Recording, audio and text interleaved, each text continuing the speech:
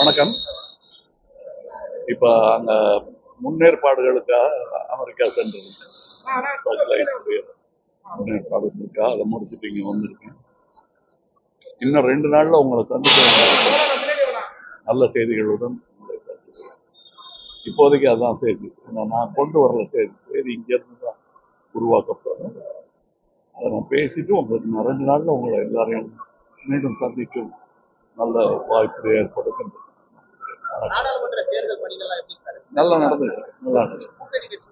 அதான் 2 நாள்ல சொல்றேன்.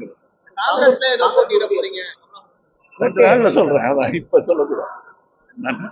பாதகம் செய்பவரை கண்டால் நாம் பயங்கொள்ளலாகாது பாப்பா.